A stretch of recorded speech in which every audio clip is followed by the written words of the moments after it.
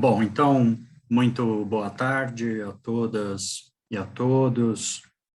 Eu vou ter a satisfação de mediar a mesa da nossa tarde.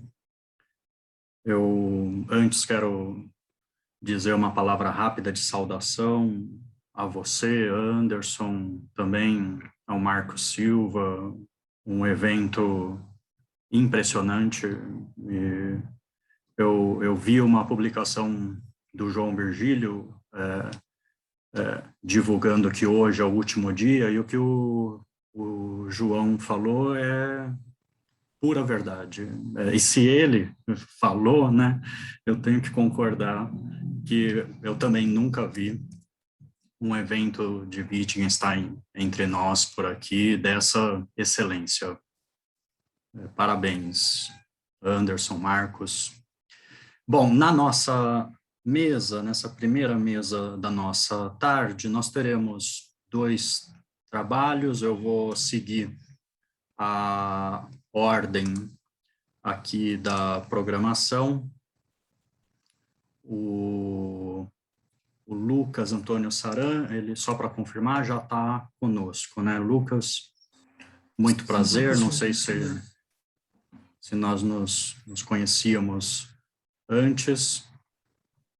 O Lucas, ele é doutora pela PUC São Paulo, uma pesquisa sobre Russell e Wittgenstein, tem pesquisa, me parece que concentrada na tradição analítica.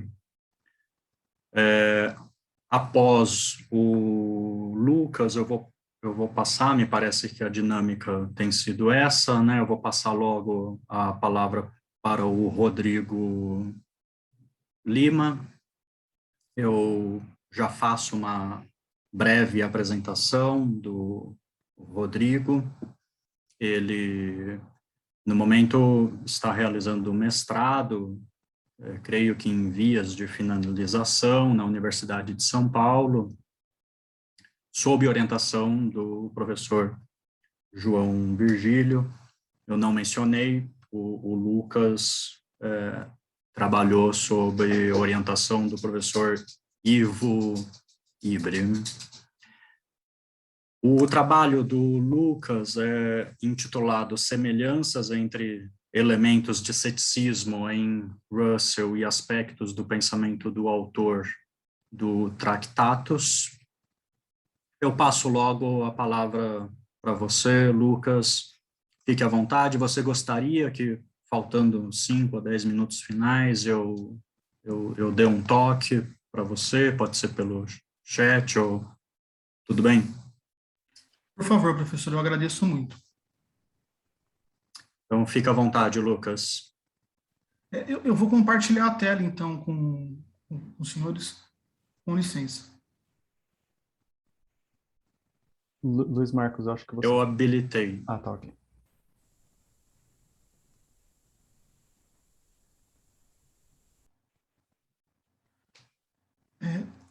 Tá dando para ver o meu texto? Está, sim. Para mim tá bem visível. Não sei se alguém quiser que aumente, se tiver ruim a visualização, é só falar, por favor.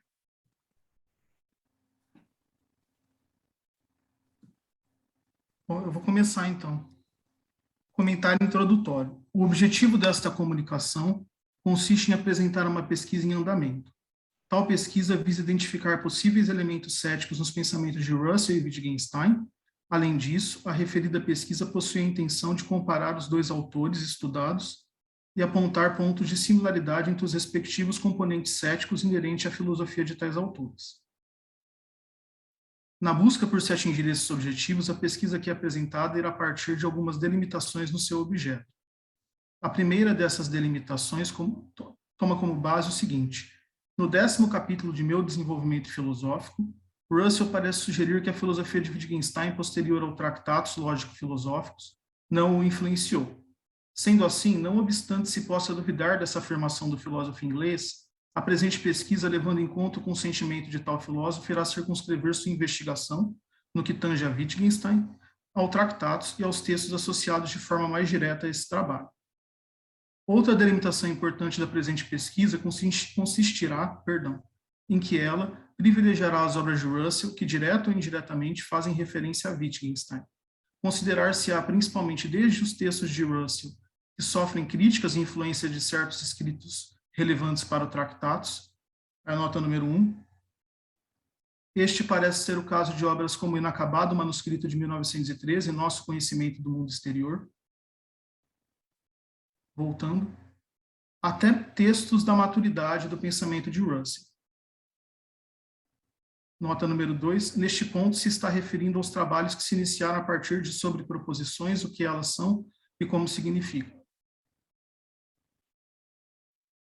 Por fim, um terceiro aspecto relativo à delimitação do objeto de estudos diz respeito ao conceito de ceticismo. Essa noção será esmiuçada com mais cuidado nos capítulos que se seguirão a esta introdução. No entanto, cabe adiantar que, seguindo um caminho similar ao de Bagan, a noção de ceticismo na pesquisa aqui esboçada será tomada em um sentido bastante amplo e capaz de englobar vários tipos de pensamento cético, irronismo, elementos de empirismo cético, elementos de ceticismo cartesiano e etc.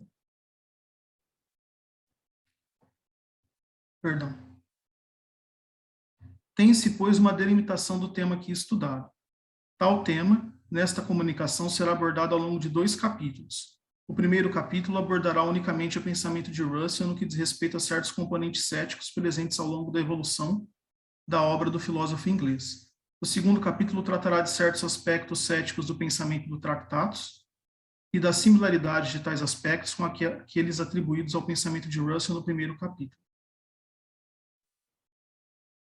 1. Breve exposição de elementos céticos no pensamento de Russell, questões ligadas às ciências naturais. Até o ponto onde a pesquisa em andamento aqui apresentada pôde avançar, verificou-se que os pontos de contato mais claros, no que concerne a questões céticas entre os autores estudados, estão presentes nas reflexões daqueles autores a respeito de temas ligados às ciências naturais. Com isso, como se notará, haverá ao longo desta comunicação uma maior ênfase no tratamento de tais temas. Nota número 3. Infelizmente, não haverá possibilidade de se justificar totalmente essa escolha no espaço desta breve comunicação. De qualquer forma, é necessário enfatizar que se trata de uma escolha temporária e voltada para efeitos de comparação entre os 2 autores. Os elementos céticos presentes em Russell e Wittgenstein certamente não se restringem a questões ligadas às reflexões sobre as ciências naturais. Voltando. Levando-se em conta essa ênfase, é necessário agora deixar mais claro o que neste capítulo será entendido pela expressão ceticismo no que diz respeito a Russell. Uma primeira acepção em que o ceticismo pode ser atribuído a Russell está relacionada a certa atitude cartesiana que o filósofo inglês pareceu admirar durante certo período do desenvolvimento de sua obra. Uma atitude que parece se manter no período em que transcorreu após o encontro com Wittgenstein. Assim, já nos problemas da filosofia, aborda-se o pensamento cético e, não obstante esse pensamento seja tratado como irrefutável, há uma aparente simpatia pela dúvida metódica de Descartes. É importante salientar que essa influência cartesiana parece sustentar-se mesmo em obras posteriores, onde é possível estabelecer um maior diálogo com o pensamento do autor do Tractatus. Por exemplo, nas célebres conferências sobre o atomismo lógico, a dúvida do ponto de partida cartesiano são retomados. A dúvida e o ponto de partida cartesianos, Afora a influência cartesiana, outro importante sentido em que Russell pode ser abordado como possuindo certo aspecto cético parece estar relacionado a algo similar aos pontos de encontro que Bolzano e Filho parecem enxergar entre certa concepção empírico-experimental com a qual alguns autores modernos, Berkeley e Hume, concebiam a ciência e o próprio pirronismo. De fato, talvez a expressão empirista não sirva quando se quer fornecer uma caracterização rigorosa do pensamento de Russell. No entanto, como se tornará claro, não é absurdo atribuir certo ceticismo empírico experimental ao filósofo inglês, e nessa medida acreditar-lhe talvez algum grau de pirronismo. Tendo isso em vista, passar-se-á em seguida ao ponto central do presente capítulo. Serão estudados em duas etapas os aspectos céticos de certas reflexões de Russell a respeito das ciências naturais. Esse estudo se iniciará considerando algumas das primeiras grandes obras de Russell que evidenciam o contato com Wittgenstein. Eu vou ler a nota número 4. parece ser relevante deixar claro no que tange ao uso que se fará das obras de Russell, que não se deixará de considerar também trabalhos de Russell que, mesmo não evidenciando tanto contato com o pensamento e a influência de Wittgenstein, parecem sustentar perspectivas similares ou idênticas àquelas que aparecem nos textos onde a presença do filósofo austríaco é marcante. Um exemplo disso pode ser percebido no uso por parte desta comunicação sobre a noção de causa.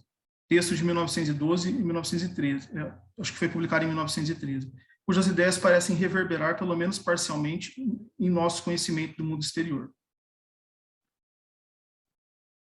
Perdão. Oh, desculpa.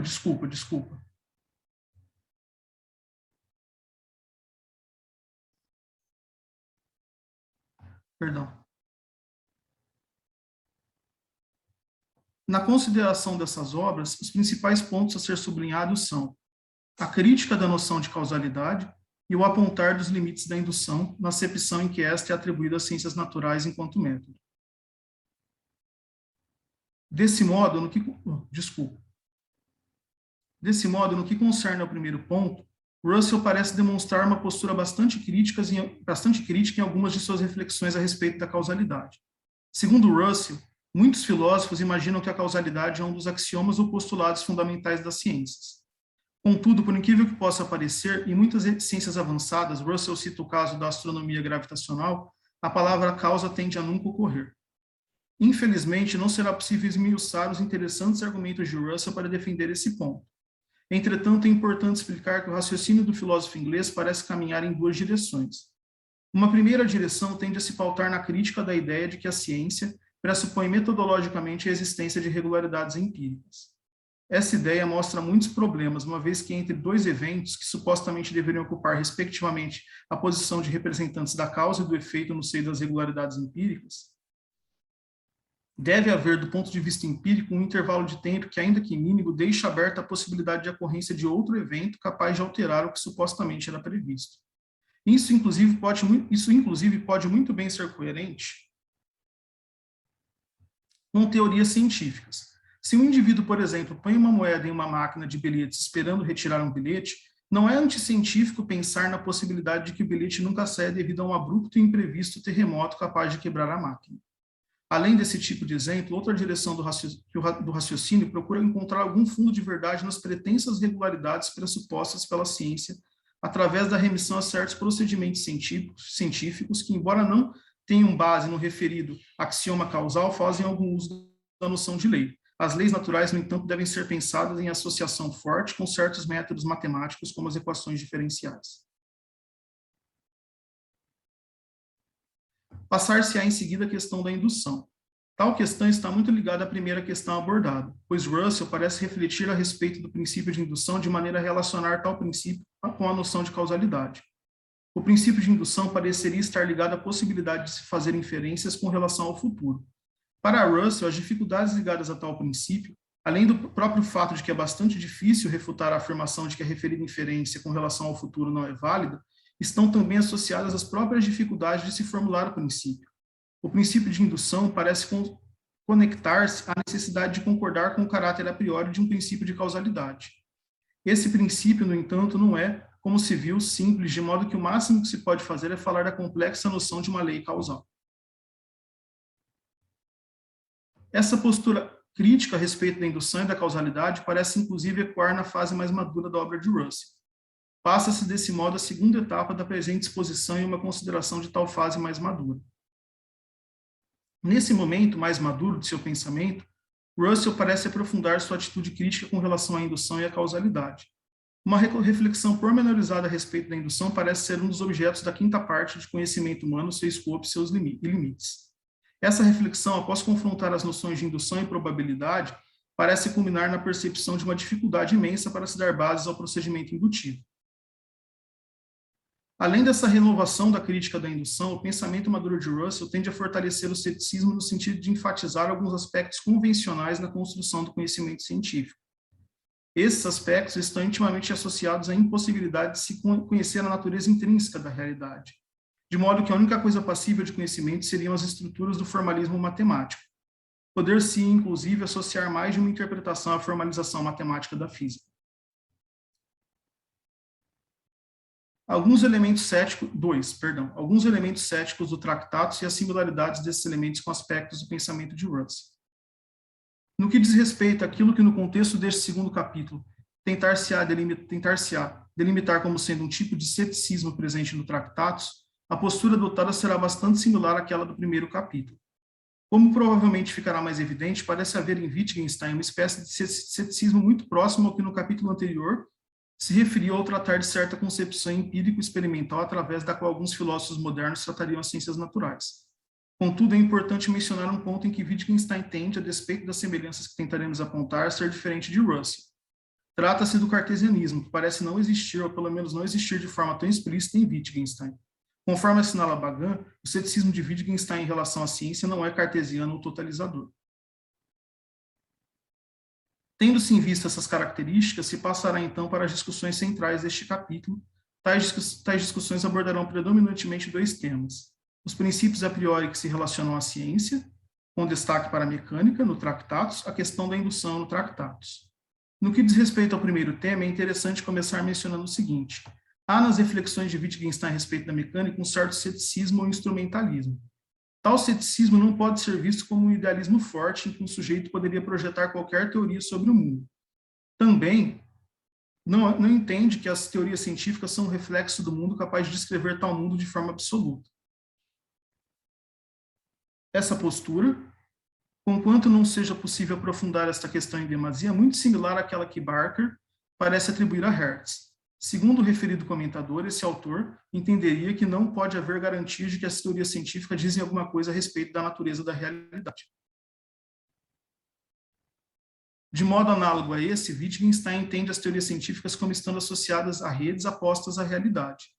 Nesse contexto, é possível existir um conjunto de diferentes redes correspondentes a diferentes sistemas de descrição do mundo. Tais redes, inclusive, teriam associadas a si princípios a priori que conduziriam à investigação científica. Esses princípios, dos quais é possível destacar casos como a lei de causalidade e a lei de continuidade, devem ser compreendidos como formas de caracterizar tipos de lei. Não se trata, nesse caso, de princípios que forneceriam o conhecimento de que o mundo está disposto de uma certa maneira. Ao invés disso, consistem tais princípios na exigência de que as leis adquiram certas formas. São o insight de que tais formas são possíveis. Tem-se com isso o diagnóstico de que o pensamento confuso leva à crença da ocorrência de estruturas necessárias na natureza. Aqui, como sempre, o certo a priori mostra-se algo puramente lógico. Nesse ponto dessa exposição, torna-se interessante uma primeira comparação com o pensamento de Russell. No contexto do pensamento de Wittgenstein a respeito da ciência, em consonância com o que se tem visto neste capítulo até o presente momento, encontra-se a perspectiva de que, se houvesse uma lei de causalidade, esta poderia ser a leis naturais. Apesar de muitos pontos de divergência que certamente existem, parece ser possível realizar uma aproximação entre essa postura e aquela de Russell a respeito da causalidade. Como foi observado no capítulo anterior, o filósofo inglês critica a ideia de se entender o princípio de causalidade como uma espécie de axioma utilizado nas ciências naturais. Wittgenstein, por sua vez, parece seguir um caminho parecido e esvaziar o conteúdo desse axioma. Inclusive, o filósofo vienense completa parte de sua reflexão a respeito da suposta lei de causalidade, chamando a atenção para a situação de que a sentença "há leis naturais" não pode ser dita, pois pode apenas ser mostrada. Certamente, o argumento de Russell é um pouco diferente, porém é interessante notar o fato de que, remetendo ao dito axioma causal, tal filósofo menciona, como já foi notado, que em muitas ciências avançadas a palavra causa sequer ocorre. Afora as similaridades no que tange às reflexões a respeito da causalidade, há também certas semelhanças quando se considera a concepção de que para Wittgenstein é possível haver, no contexto da representação científica, mais de uma rede usada para descrever o mundo. Essa postura parece ter pelo menos uma proximidade com o pensamento de Russell, quando este, em seu pensamento mais maduro, enfatiza, como já se viu, certos elementos convencionais do fazer científico e assinala a possibilidade de mais de uma interpretação para a formalização matemática da física. Passar-se-á agora a consideração acerca da noção de indução. No Tractatus, esse procedimento não possui uma fundamentação lógica, uma vez que seu fundamento parece ser apenas psicológico. Isso significa que a indução não é necessária, trata-se de um procedimento a posteriori, empírico. Nesse aspecto, há a célebre passagem: os eventos do futuro não podem ser inferidos dos do presente, de modo que a crença no nexo causal é a superstição. Considerando-se isso, é possível novamente fazer, tomados os devidos cuidados, uma comparação com a postura de Russell. Como se viu, o filósofo inglês, ainda que não pareça fazer afirmações tão categóricas, trata com bastante desconfiança a indução. É muito difícil refutar a afirmação que nega a possibilidade desse método. É igualmente difícil fornecer-lhe uma base na probabilidade. Talvez, como se afirmou, fosse possível dar um maior embasamento à indução partindo-se da causalidade como uma espécie de princípio. Esta, no entanto, só pode ser tratada em conexão com a noção de lei e traz novas dificuldades. Considerações finais. Para caminhar em direção ao encerramento da presente exposição, relevante enfatizar que, apesar das semelhanças apontadas entre os dois autores estudados na pesquisa parcialmente apresentada aqui, não se teve a intenção de negar as diferenças muito importantes das quais se pode destacar. Aparentemente, há uma grande divergência entre as formas com as quais Wittgenstein e Russell, mesmo na maturidade, enxergam o estatuto das proposições da lógica, de modo que a compreensão das críticas de ambos os autores a processos como a indução deve levar em conta tal divergência. Notando-se que, no caso de Wittgenstein, deve-se destacar a concepção da proposição como função de verdade das proposições elementares, que se relaciona à postura de que a necessidade é sempre uma necessidade lógica. Por outro lado, embora Russell aponte dificuldades para se fundamentar a indução, o filósofo inglês, na parte final de Conhecimento Humano, Seu Escopo e Limites, não parece desistir de atribuir alguma racionalidade ao poder preditivo das ciências naturais. Isso aqui são as referências, né? É basicamente isso. Muito obrigado. Eu vou deixar de compartilhar a tela, tá?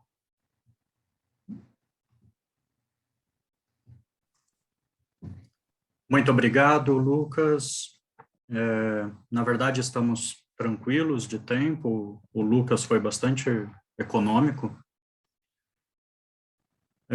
Parabéns, Lucas. E, na verdade, a praxe tem sido abrir para debate logo após as apresentações, né? Diferente do que eu falei. Então, eu abro já para debate, fiquem à vontade. Eu peço desculpa só se eu li muito rápido, viu?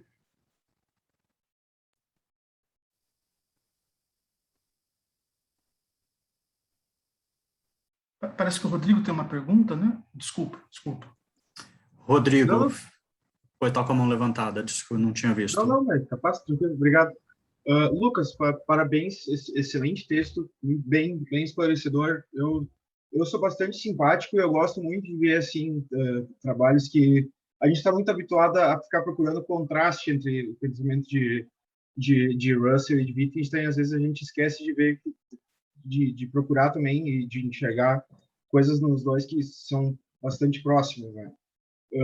Eu tenho um pouco de dificuldade com respeito aos dois pontos do Wittgenstein que tu escolheu aproximar com o termo de ceticismo, porque o que eu acho que o que aproxima mais o Russell e o Wittgenstein com respeito à rejeição da noção de causa e do princípio de indução é mais uma atitude antimetafísica que os dois têm com respeito a essas noções. Eu vejo uma aproximação maior no pensamento dos dois com respeito aos princípios da ciência natural em geral, é que o que eles estão tentando fazer é tentar eliminar qualquer tentativa de introduzir noções metafísicas, no sentido assim de sintético a priori, por exemplo, para usar uma terminologia que não serve muito bem para explicar o pensamento desses autores, mas eu acho que isso é o que seria a maneira talvez melhor de aproximar os dois. Eu tenho dificuldade de enxergar ceticismo nessa aproximação que tu fez. Mas talvez eu não esteja vendo alguma coisa. Só queria saber o que tu teria a dizer. Então, eu concordo 100%, quase 100% com você. Agradeço muito a intervenção, a consideração. Mas, assim, eu penso, assim, seguindo um pouco esse autor que eu citei bastante, né, o Bagana, e o Fogel parece ter uma postura similar num artigo, né, agora eu não vou me lembrar o nome do artigo, mas, assim, realmente não é um ceticismo, pelo menos não na acepção talvez mais clássica, né? Mas se você pensar que, por outro lado, assim, o pouco que eu entendo de ceticismo, que eu estou estudando agora para entender melhor isso, tá? Eu peço desculpa se eu disser algum absurdo, tá? O ceticismo, muitas vezes, contrapõe um dos procedimentos do ceticismo, né, pelo que eu entendo, né, é contrapor certas teses filosóficas, ou até contrapor argumentos às teses filosóficas, né, para justamente minar a possibilidade da construção do que poderia ser também pensado como metafísica, num certo sentido, né? Talvez eu esteja dizendo um absurdo, eu peço desculpa se eu estiver dizendo isso, mas eu acho que tem uma similaridade entre o projeto desses dois autores, principalmente do Wittgenstein no Tractatus, né, e o projeto cético, apesar de que eu acho que o Wittgenstein realmente talvez nem conhecesse tanto o projeto cético, ou se conhecesse não se inspirou nele, certamente, né, ele fala da dívida dele com Frege, com Russell, realmente, né, é o que dá para afirmar com mais certeza, né, mas, assim, tem uma certa similaridade que o Wittgenstein também dissolve os argumentos dos filósofos num certo sentido, né, assim, aí eu não tenho certeza do que eu vou falar, mas pelo que o Bagan explica, muitas vezes os céticos eles contrapõem um argumento ao argumento do filósofo só para refutar aquele argumento, mas não que eles vão defender uma teoria rival, né? E eu acho que tem uma similaridade entre o projeto cético e o projeto do Wittgenstein, e mesmo do Russell em alguns momentos, nesse sentido. Mas, assim, posso estar dizendo um absurdo, eu peço desculpas, eu acho que o ponto central é antimetafísico mesmo, você tem toda a razão, mas eu estou investigando também por essa linha, tentar aproximar com o ceticismo, né, porque é um assunto que me interessa, embora não seja minha linha de pesquisa realmente, não seja aquilo que eu mais entendo, eu nem conheço o grego, assim, para ler o latim, né, para ler os textos dos céticos clássicos, né, mas, assim, só tentando fazer uma aproximação, mas concordo com você, o principal ponto é antimetafísico, você tem toda a razão. Muito obrigado pela contribuição. Eu que agradeço, muito obrigado, acho que esclareceu, sim, a gente pode conversar depois. Obrigado. É só uma coisinha que eu queria falar ao organizador, ao coordenador. Eu não continuo sem, certamente é alguma coisa errada que eu fiz. Eu não estou com o botão de levantar a mão. Talvez eu tenha excedido o número de usos do botão, né? Mas então, me coloca no fim da fila. Mas eu acho que não tem ninguém na fila, viu, João? Eu acho que você pode prosseguir. Tá bom, parabéns, Lucas. Eu vou te dar, eu um pouco concordando com o que disse o Rodrigo, mas abordando o assunto por um outro lado, eu acho que você tem uma boa pista para começar o trabalho. Então, para continuar, se não começar, para continuar o seu trabalho na mesma direção. Quer dizer, enquanto o recorte que você fez, sugerido por autores que você leu, etc., me parece excessivamente amplo, a ponto de não distinguir muito Russell e Wittgenstein de quase ninguém no seu ambiente, no seu contorno. O que seria preciso para não ser cético é quase que uma noção pré-kantiana de causalidade, não é? Então, uma causalidade com alguma coisa presente na natureza que eu vou, de alguma maneira, descobrir na minha teoria. Bom, essa noção eu tenho a impressão que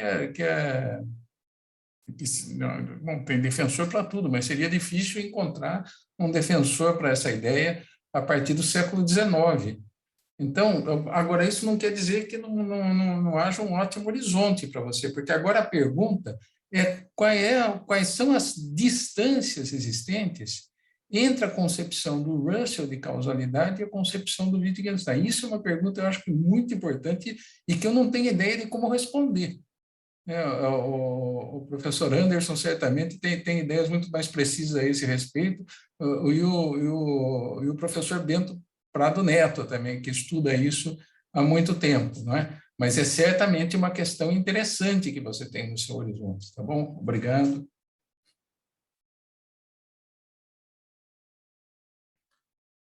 Professor, eu agradeço muito pelo comentário, a sugestão do senhor, eu certamente vou seguir. Realmente, né, essa noção de causalidade muito, por assim dizer, né, vou encontrar a causa na natureza, né, é um pouco pré-kantiana, né, mas o Russell critica também, né, a própria ideia que é pressuposta por essa noção, né, de uma concepção de causa como se as regularidades estivessem evidentes, né, assim, né, fosse uma coisa só observar regularidades. Ele realmente é meio pré-kantiano, mas o Russell, talvez eu tenha compreendido mal o Russell nesse aspecto, cita alguns autores, como John Stuart Mill, né, que ele está debatendo nesses trabalhos, né? Mas realmente, talvez eu tenha pegado um tema muito amplo, o senhor tem razão, eu vou tentar delimitar mais, e essa ideia que o senhor teve de tratar da noção de causa, eu achei muito boa, eu agradeço muito, sinceramente, muito mesmo.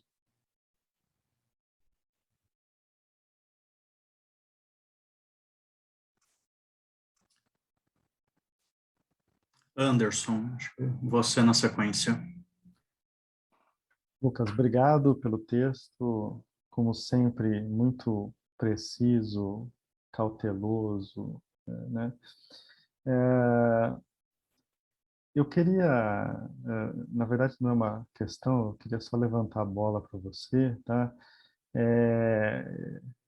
Eu queria entender um pouco melhor o teu projeto de pesquisa, visto com menos zoom, né? Você fez um recorte, um zoom.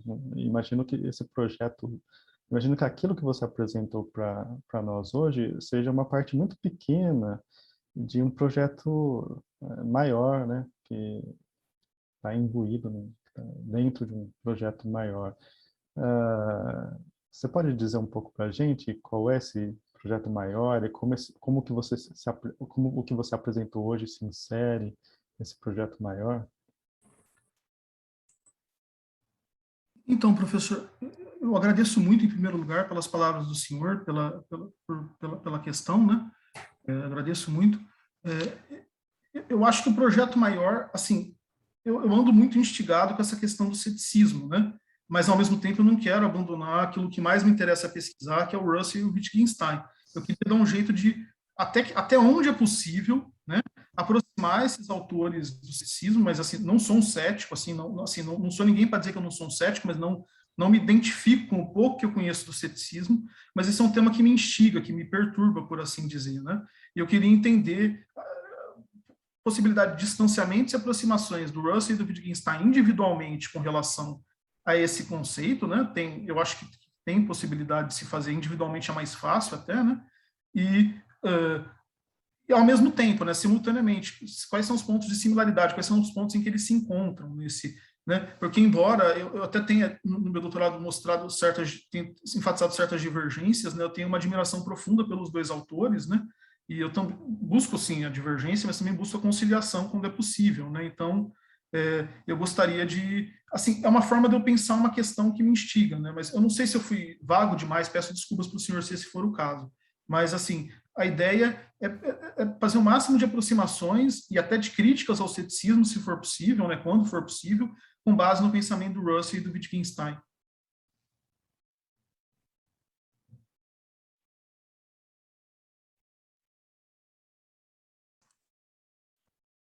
Eu não vejo ninguém Não sei com a se... mão levantada, mas temos tempo, se alguém quiser dialogar um pouco mais.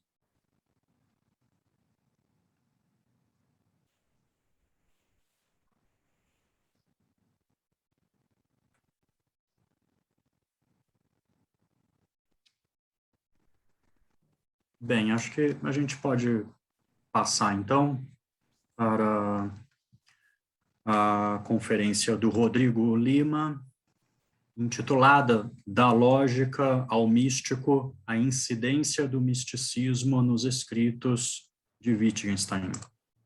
Rodrigo Lima, fica à vontade. Gostaria que eu te desse um toque, faltando uns 5 minutos para finalizar, ou você controla? Não, pode me avisar, professor. Eu até acho que eu vou extrapolar, não sei, vamos ver. Espero que eu consiga me manter aqui dentro do tempo. Eu vou compartilhar minha tela. Eu estou com meus slides. Vocês conseguem ver meus slides? Sim. Bom, então vou começar, né? Meu nome é Rodrigo Lima. É um prazer aqui estar hoje falando com vocês. É uma grande alegria poder entrar aí nessa comunidade wittgensteiniana que está já há um bom tempo no Brasil, fazendo pesquisas das mais excelentes. Eu sou orientado pelo professor João Virgílio Puter, aproveito inclusive para mandar um abraço para ele. É um dos professores mais inteligentes aí que eu tive a oportunidade de conhecer. Nunca pensei que eu fosse conhecer alguém que gostasse de Calbart, Filosofia Chinesa e Tratados, achei o professor João Virgílio, uma coincidência cósmica, digamos assim. Agradeço também aos organizadores do evento, né, o professor Marco Silva, em especial o professor Anderson Nakano, né, querido professor de graduação meu, foi meu orientador na graduação, né, e é um sujeito brilhante também. E mais legal ainda ter essa intermediação aí do professor Luiz Marques, um excelente pesquisador em medieval. Então, falar para os amigos é sempre muito bacana. Bom, hoje eu vou apresentar para vocês um pedaço, né, do meu mestrado, os resultados que foram obtidos aí ao longo dos últimos meses com a orientação do professor João Virgílio. Eu começo chamando a atenção para o seguinte ponto, né? Como a gente viu aqui no evento, o foco em Wittgenstein, via de regra, tende a ser a filosofia da lógica, ou então filosofia da linguagem, ou então filosofia da mente, e, né, certos temas aí são muito caros à tradição, como, por exemplo, o solipsismo, o ceticismo, etc. Eu, né, me coloco aí como o filho rebelde da tradição, porque eu estou no outro lado da rodovia, digamos assim, né? A minha ênfase, né, o que me move na filosofia tem sido estudar o misticismo filosófico, essa tradição antiguíssima, que está desde o início da própria filosofia e que hoje, desafortunadamente, caiu no ostracismo. Então, eu gosto de pensar o que dessa tradição aparece no Wittgenstein, se a gente pode colocar o Wittgenstein dentro dessa tradição mística, né? E tentar entender reverberações, por exemplo, de uma filosofia da religião e até mesmo de uma teologia aí nos escritos do autor. Essa aqui vai ser o outline da minha apresentação. Eu vou começar chamando a atenção ao problema da pretensão ética do autor, né? E parece uma coisa muito estranha ler Wittgenstein, porque, sobretudo em relação ao Tractatus, a gente sabe que é um livro voltado para a filosofia da lógica, mas o autor, né, pelo menos em primeira leitura, a gente acha que é a filosofia da lógica, e o autor, ele reiteradamente vai dizer que é um livro voltado para a ética. Então, a minha teoria, né, é a de que se a gente entende o misticismo filosófico, os pressupostos atrelados a essa tradição, a gente pode entender esse clamor ético do autor. Em seguida, eu vou passar o problema das interpretações, né, como ele tem sido lido aí, nos últimos anos. E, por fim, eu vou tentar situar, né, os problemas do Tractatus dentro de um novo horizonte, vou tentar situar isso a partir justamente da tradição mística da filosofia e daí tirar, então, as considerações finais, reverberações futuras e como a pesquisa poderia continuar, enfim. Então, eu começo a minha apresentação, né, chamando a atenção ao problema da recepção e consequente interpretação de uma obra, ao fato que a proposta de um autor, ela não raramente é muito diferente daquilo que ele vai conseguir realizar, e mais diferente ainda se contrastado, né, em relação ao modo como os críticos, né, a própria crítica especializada vai receber esse autor. Ou seja, a gente pode entender a filosofia como uma história aí, a partir dos problemas filosóficos, uma concatenação de problemas, mas, a meu ver, essa história da filosofia ela é completamente conturbada, ela é caótica, enfim. Às vezes os autores inserem problemas em suas filosofias que não estavam nas filosofias originais, às quais eles se contrapunham, e assim vai. E eu me pergunto se talvez esse não é um horizonte mais apropriado para entender o caso do Wittgenstein, né? Porque como é que pode um autor cuja filosofia é recheada aí de perquisições na seara da lógica, né, repetir que o seu testamento filosófico teria de ser entendido sob uma égide da ética, né? Então, notem que se a tarefa que o Wittgenstein se propôs era deixar uma mensagem ética, ele falhou miseravelmente, a gente pode dizer isso sem nenhuma pretensão de falar abobrinha, porque, afinal de contas, o Wittgenstein que é lido hoje é tomado como o herdeiro legítimo de Frege, de Russell, né?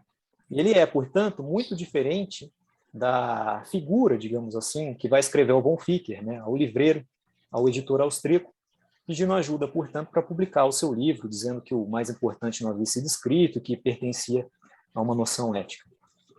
Então, não é à toa, notem, né, que nos meandros de pesquisa do Wittgenstein, uma repetida sugestão sempre vem à tona, que é o fato de que ele se engana, né, que ele tem uma noção irrealista com relação ao escopo da própria obra, e isso aparece nos mais célebres comentários. Então, eu chamo a atenção aqui, por exemplo, a esse livro do Rhodes, né, Michael Rhodes tem um livro muito bacana, chamado Transcendência e o Tractatus de Wittgenstein, se eu não me engano, e ele vai aludir mais diretamente à figura do Hecker, né? Talvez potencialmente o grande comentador do autor. Eu não vou citar inteiro, mas aí eu chamo a atenção para isso que o Hecker escreve, né? O Rhodes aponta aqui na citação. Então, a carta do Wittgenstein ao von Ficker é ou autoilusória ou enganosa.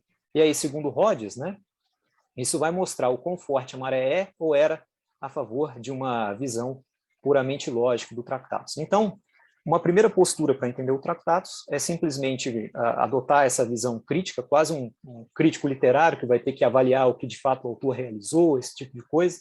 E a gente pode dizer, portanto, né, que essa pretensão dele é realista e minimizar esse elemento na obra do autor. Há, porém, outras posturas, né? E eu chamo a atenção a uma tentativa que vai tentar enxergar na lógica e na ética aí, duas residentes, digamos assim, de um domicílio em comum. E para fazer isso, é comum, né, que os comentadores situem aí o Tractatus dentro de um zeitgeist mais profundo, chamando a atenção aí para o século XIX vienense, para nomes como Karl Kraus, Fritz Maltner, Otto Weininger, né, autores esses que infelizmente caíram no ostracismo. E a gente tem que entender, portanto, essa perquisição lógica do autor, dentro desse horizonte temporal. E nesse sentido, eu acho que talvez fosse bacana a gente comparar o que o Weininger, por exemplo, escreve, porque eu acho que os escritos do Weininger eles vão dar o tom, por assim dizer, do que deve pautar essa busca. Eu coloquei essas duas citações em alemão, para ter o original, mas eu fiz uma tradução em português, meu alemão está meio enferrujado, mas vamos lá, chama atenção ao primeiro período do primeiro parágrafo, e depois ao último período do segundo, né? Escreve então Weininger: lógica e ética são fundamentalmente uma e a mesma, o dever para consigo mesmo. Elas celebram sua união no mais alto valor da verdade, que se confronta ali com o erro, aqui com a mentira. A própria verdade, porém, é uma só. E aí lá embaixo ele vai escrever o seguinte, né? A lógica é assumida pela ética e transforma seu conteúdo real, sua exigência. O problema com essa postura, ao meu ver, né? Lá fora ela foi promovida, me parece, pelo Raymond, que não é à toa que essa primeira passagem é epígrafe do livro dele. Aqui no Brasil, acho que isso foi empreendido com o professor Paulo Margutti Pinto, né? Tanto é que ele vai dizer no comentário dele que o Wittgenstein pode ser considerado alguém que queria ser santo, causando a si mesmo uma espécie de penitência, e assim vai. A meu ver, o problema com essa posição é duplo, né? Em primeiro lugar, se a gente lê o Weininger, por exemplo, fica bastante claro que a lógica do Weininger tem pouco a ver com a lógica do Frege e do Russell, né? Que é uma lógica essencialmente matemática. A lógica do Weininger, me parece, remete ao African Spira, e outro filósofo que sumiu, digamos assim, infelizmente, né? E, portanto, não se trata da mesma lógica que é colocada pelo Weininger e pelos autores que se vinculam fortemente ao tratado. Em segundo lugar, tem um problema de cunho exegético, a meu ver. Porque aqui, né, a biografia do autor começa a sobrepujar o seu testamento filosófico. E aí até eu agradeço ao professor João Virgílio, né, porque ele me fez ver isso reiteradamente nas nossas orientações. E é importante dizer, né, que eu cito o professor João Virgílio, que baionetas e tabelas verdade não se misturam, ou seja, baionetas pertencem às trincheiras, pertencem às guerras, e as tabelas verdade pertencem à lógica, né? Ou seja, a lógica que é da lógica e a guerra que é da guerra. Tem também uma terceira postura, se a gente não concorda com essas duas primeiras, que seria de sugerir, né, que o livro é a expressão de uma grande ironia e que justamente por ele ser a expressão de uma grande ironia, ele vai ter uma reverberação ética absolutamente estrondosa, digamos assim. Só que se de um lado aqui, né, o problema com essa segunda postura é o fato de que a biografia do autor sobrepuja a sua filosofia, me parece que essa terceira postura de ver no livro aí uma tentativa de dissipar ilusões joga essa biografia pela janela. Porque, primeiro, né, a gente tem uma citação de próprio punho do autor, na qual ele vai dizer que ele não faz uso do método kierkegaardiano, né, o método ao qual atrelaram a ele aí na década de 80, 90. Acho que isso está muito bem explicitado no livro do professor Mauro Engelmann, está lá no livro da Genia Schembalsfeld também. E um outro problema, ao meu ver, é que, por exemplo, o pessoal que leu o Tractatus junto com Wittgenstein, né, a Anscombe, o Russell, o Rames, essa galera toda, né, só tinha gênio ali, nenhum deles vai dizer que o livro se propõe a caçar ilusões, a dissipar problemas metafísicos, enfim. Então, ao meu ver, para entender essa pretensão ética, a gente tem que olhar, na verdade, tem que mirar para o misticismo filosófico e entender o que essa teoria exige aí em termos teóricos, o que ela demanda aí em termos filosóficos, como que ela reverbera numa filosofia. Notem que tem um movimento textual em comum, né? tanto no Tractatus e também nos notebooks, nos cadernos, né, a partir do qual, de um conjunto inicial de aforismos, o que a gente vai ter é a eclosão aí, absolutamente inesperada, de um misticismo que vai contaminar, né, vai escorrer pela obra como um todo. Só que a gente tem que se perguntar, né, por que razão, né, por que cargas d'água uma temática igual ao misticismo vai aparecer no seio de uma filosofia, né, que é quase uma crítica manifesta do Frege e do Russell, que é uma filosofia que realiza, né, que os comentadores colocam a tarefa crítica da filosofia por meio da lógica. Então, para resolver esse problema, os comentadores eles vão ter de encontrar uma solução, né, vão ter de encaixar esse misticismo aí no interior das suas leituras. E, a meu ver, algumas leituras se destacam porque elas são recorrentes. A gente poderia enxergar, né, esse final do livro tanto a partir de uma égide estética, né, como foi feito na literatura, quanto a partir de uma lógica, de uma égide, perdão, lógico-linguística. Então, nessa interpretação estética, é comum uma interpretação com Schopenhauer, né, vai ser advogado que o final do livro é uma recuperação da metafísica num plano de cunho estético sentimental justamente a la Schopenhauer, e me parece que o que a gente vai ter aqui é uma transposição do limite entre sujeito e objeto, né, e a superação do princípio da razão suficiente. É quase como se a gente chegasse na experiência dos poetas e artistas, né, quando a contemplação estética, a vivência estética, sobrepuja qualquer possibilidade de articulação racional. Eu acho que isso aparece, por exemplo, no Schopenhauer. Eu não sou um grande leitor de Schopenhauer, aliás, faz tempo que eu não leio Schopenhauer, mas tem uma parte que ele cita o Byron lá, enfim, eu acho que isso aparece, isso é bem evidente com Schopenhauer. Agora, se a gente não vê nesse final do livro, né, uma questão estética, se a gente mantém uma postura essencialmente lógica, via de regra, claro, há inúmeras interpretações relacionadas ao Tractatus, eu estou generalizando aqui, né? Como diz o professor Nakano, com relação ao Tractatus, né, um livro profícuo, interpretações, se eu chuto uma árvore, cai um comentário, mas, via de regra, eu podia definir, eu podia separar essas interpretações justamente entre os tradicionalistas e os resolutos. Então, o tradicionalista vai dizer, né, que o que acontece é que o interlocutor do Tractatus se choca a todo instante com os limites da lógica, né, justamente para obter uma espécie de insight contemplativo quanto ao vínculo que vai percorrer um paralelismo estrito entre lógica e linguagem, só que esse insight, né, também não vai poder ser proposicionalmente articulado. Perdão. Só que o resoluto vai falar que não, né? Na verdade, entender o livro, o final do livro, como uma motivação estética, né, schopenhaueriana, ou mesmo como alguém que está se chocando contra os limites da lógica, é a própria ilusão aí, metafísica que a teoria vai se propor a coibir. Enfim, retomo aqui, por exemplo, a menção ao livro do professor Mauro Engelmann, né? Lá está muito bem delineado as diferenças entre as leituras diversas, mas eu queria chamar a atenção a um tópico que me parece que, enfim, eu não achei, pelo menos na literatura, ele não é muito explorado pelos comentadores, mas me parece que a grande diferença entre tradicionalistas e resolutos é o lugar no qual um interlocutor tractariano se localiza. Então, um tradicionalista, né, ele vai defender uma espécie de transcendência, né? A gente consegue situar esse interlocutor para fora do mundo da linguagem, digamos assim, ele vai estar num platô externo, a partir do qual ele vai conseguir observar uma linguagem que está pronta, uma linguagem fixa, né, de limites definidos e rígidos, e você não consegue sair desse limite, né?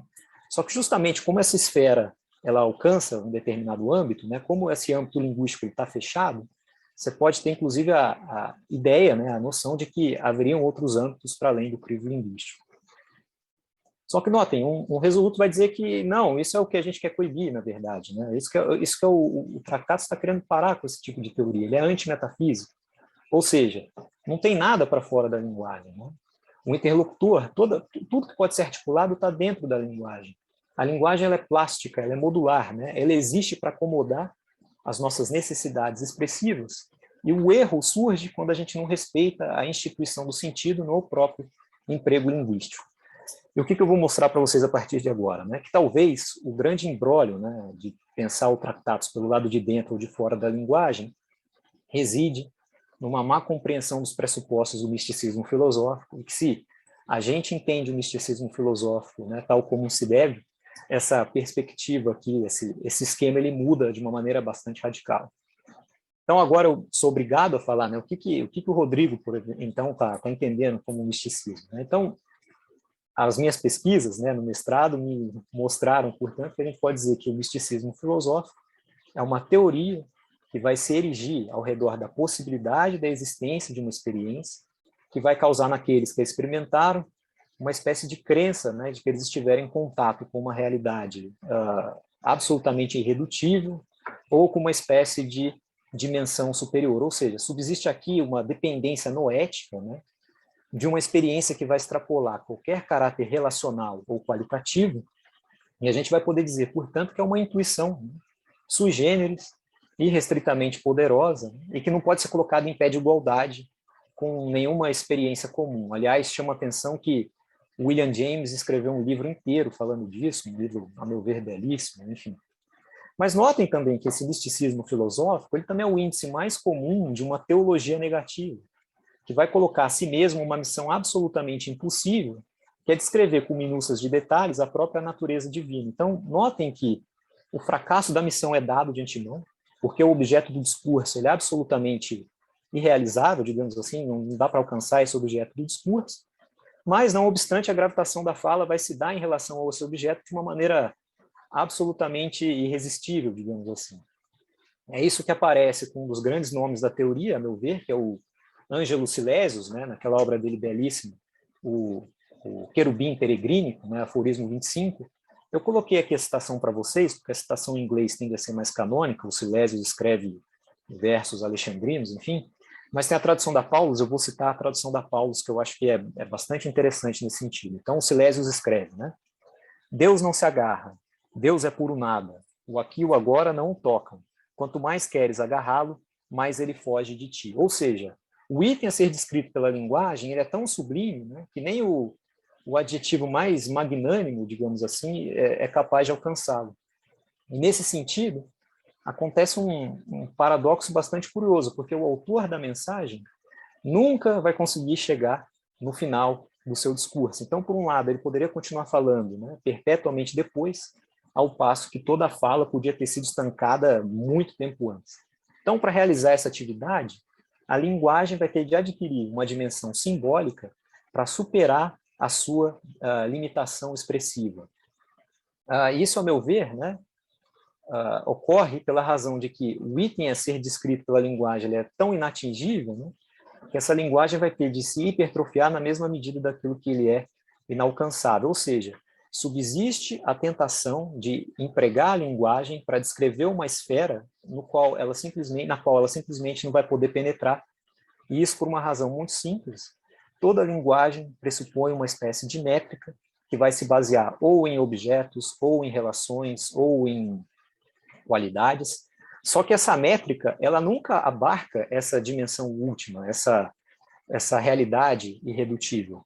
É isso, por exemplo, que vai aparecer com um dos grandes nomes da tradição, o Pseudo-Dionísio, né? Ali que a gente vai ter um monte de metáfora para tentar explicar essa incursão nessa seara. Ele vai falar das esferas supraessenciais, das trevas mais que brilhantes, do hipercósmico, do supramundano. Então, por que eu estou dizendo isso, né? Notem que, na linguagem, a busca por Deus vai ser tudo menos algo inócuo. E, nesse sentido, nessa perspectiva mística, ela vai exigir uma perspectiva absolutamente sui generis, que a gente pode chamar de subespécie eterna, ou seja, o sujeito desse discurso vai ter que ser dissolvido na própria perspectiva da eternidade. E isso vai fazer com que os limites linguísticos, né, o lado de fora ou o lado de dentro, eles sejam simplesmente arrebentados, eles sejam implodidos, digamos assim. Então, notem que o que a gente vai ter a partir de agora é que tudo pode ser tomado como linguagem, só que, por outro lado, paradoxalmente, nem mesmo a linguagem vai ser coisa nenhuma. Uma boa metáfora para a gente pensar nesse panorama é tentar entender a linguagem a partir de agora, ou essa busca, dentro de uma metáfora, como se fosse uma garrafa de Klein, uma fita de Möbius, né? Ou essa imagem que eu gosto bastante, que é o universo autoparticipatório de Wheeler. Então, o que o místico está descrevendo é essa imagem aqui. Não sei nem, não dá nem para explicar direito, mas é o olho, né, que olha para si mesmo no decorrer do ato da própria visão, vendo a visão. Então, enfim, vejam que articular isso do ponto de vista linguístico é irrealizável. É por isso que eu chamo aqui a atenção a esse autor. O autor chama-se Michael Sells. Ele é um scholar relacionado à teoria do misticismo filosófico. Ele está lá na Universidade de Chicago, não sei porque que ele não fala com James Conant, ele tem uns trechinhos muito bacanas escritos sobre o Wittgenstein, mas ele fala o seguinte, né? Eu vou citá-lo aqui. E notem o paralelismo que a gente poderia traçar com o Tractatus. Ele fala o seguinte: nesses escritos místicos, o esforço para afirmar a transcendência nos leva a uma continuada série de retrações, né, que são... Perdão, eu estou com a imagem de vocês, eu não estou conseguindo ver. Espera aí, deixa eu só ver se eu consigo tirar. Bom, vamos lá. Então, repito. Nesses escritos místicos, o esforço para afirmar a transcendência leva a uma continuada série de retrações, a um discurso proposicionalmente instável e dinâmico, no qual nenhuma afirmação pode ser tomada como verdadeira ou falsa, ou até mesmo como significativa. Num tal discurso, a aderência rigorosa, né, a um impasse lógico inicial da inefabilidade, exerce uma força que transforma estruturas normais lógicas e semânticas. A linguagem volta-se contra as próprias proposições. E aqui vem o que eu acho absolutamente curioso. No final da escala, haveria uma asserção de inefabilidade seguida por um capítulo ou um tratado inteiro que empregaria livremente nomes e predicações ao transcendente. E então, ao final, lembraria o leitor que o transcendente está além de todos os nomes ou predicações. No alto da escala de intensidade performativa, há passagens, tais como as discutidas aqui, na qual o discurso místico se volta incessantemente contra as próprias proposições, gerando paradoxos distintos. E aí prossegue o autor, né? Textos apofáticos, que é um outro jeito de você falar do misticismo apofático, enfim. Textos apofáticos sofreram de uma maneira particularmente aguda da necessidade em parafrasear o significado em uma linguagem não apofática, ou em preencher o referente em aberto, ao dizer aquilo que o texto realmente queria dizer, mas não pôde. Opa. Então, continuando, né? Já estou me encaminhando para o final, talvez acho que estou até estourando o tempo, mas notem que, a meu ver, o Tractatus ele tem que ser lido dentro de uma confluência maior, ou seja, não é só uma averiguação minuciosa da lógica, né, realizando a tarefa crítica, ou seja, realizando um capítulo esperado aí na história da filosofia. A meu ver, se isso acontece na história da filosofia, né, se a tarefa crítica ela é levada a cabo por uma averiguação minuciosa da lógica, isso dá certo por linhas tortas, ou seja, aquela velha história da filosofia ser algo caótico. Ele faz isso, notem, para delimitar a esfera do que pode ser dito e, portanto, indicar a própria abrangência do místico. O que eu advogo aqui, então? Né? Eu quero dizer que, na obra, deve haver um tipo específico, né, de misticismo, deve haver um tipo específico de misticismo que é somente e parcialmente determinado pela lógica da linguagem. Então, eu sugiro, além disso, que a gente leia o Tractatus como a obra contemporânea mais bem-sucedida do misticismo filosófico. O último grande avanço do campo, por assim dizer, porque o autor, o Wittgenstein, soube imiscuir a essa concepção do místico uma aplicação notória, né, uma dependência notória da aplicação da lógica, que, por si só, né, no Tractatus já foi uma inovação ímpar. Então, é óbvio que a gente pode ler o Tractatus como um livro de lógica. Eu só acho que essa leitura lógica ela limita a compreensão do restante dos tópicos que permanecem subjacentes aí à composição da obra como um todo e que vão além da lógica. Então, nesse sentido, se a gente adota o misticismo, a gente consegue tentar harmonizar tanto aquilo que vai ser logicamente descrito por uma análise da linguagem, quanto aquilo que vai ficar para fora dessa análise, para fora dessa descrição. Eu queria apontar algumas passagens dos cadernos, né, que eu acho que corroboram a minha fala. Inclusive, quando eu falo isso aqui para os colegas, para alguns professores, a recepção tende a ser 50-50, tem gente que fala, nossa, muito legal, não tinha pensado nesse misticismo, ao passo que tantas outras pessoas vão falar assim, nossa, é a leitura mais amalucada de Wittgenstein que eu vi nos últimos tempos. Mas notem que há nos cadernos algumas passagens que são estranhas, para dizer o mínimo. Né? Tá certo que vocês poderiam dizer, pô, Rodrigo, você tirou do contexto, etc., mas leiam depois essas entradas, acho que vocês teriam uma opinião similar. Ele vai dizer aqui, por exemplo, né, em 1915, há apenas uma única alma do mundo, a qual eu, de preferência, chamo de minha alma e a qual apenas eu concebo como aquilo que eu chamo de alma dos outros. Bom, é estranho isso aqui, mas ainda dá para acomodar. E aqui vem uma passagem que, a meu ver, é absolutamente determinante nesse sentido. Ele fala o seguinte: apenas se lembre que o espírito da cobra, o espírito do leão, é o seu espírito, pois é somente a partir de você mesmo que você tem acquaintance, né, conhecimento de trato direto com o espírito de todo modo. E aí ele ainda, mais para frente, ele vai sugerir que esse mesmo espírito habita as coisas inertes, enfim. Eu não vi nenhum comentador aludindo a essas passagens, aliás, inclusive, depois no debate, se vocês souberem de alguém, adorar ler como a gente pode interpretar isso aqui, por exemplo, dentro de uma tradição essencialmente lógica. Então, tendo dito tudo isso, né, eu acho que agora, entendido aí os compromissos do misticismo filosófico, a gente está imbuído das ferramentas para entender o porquê dessa declaração ética reiterada do autor quanto ao Tractatus, né? Ou seja, o misticismo filosófico ele vai exigir uma postura ética condizente, que vai demandar uma contemplação beatífica em perpétuo estado de silêncio. E isso por uma razão principal: a linguagem vai profanar esse âmbito do sagrado, isso porque essa linguagem ela vai ser tomada aqui como o índice de um mundo vulgar, um mundo que se constitui a partir de objetos, mas não de sentidos. É por isso, por exemplo, que, a meu ver, aparece lá no 6.41, né, o fato de que o autor sugira que o sentido esteja para além do mundo. E no aforismo 6.432, o fato de que Deus não se revela nesse mundo. É justamente esse tipo de descoberta que vai exigir uma conduta de vida reformada.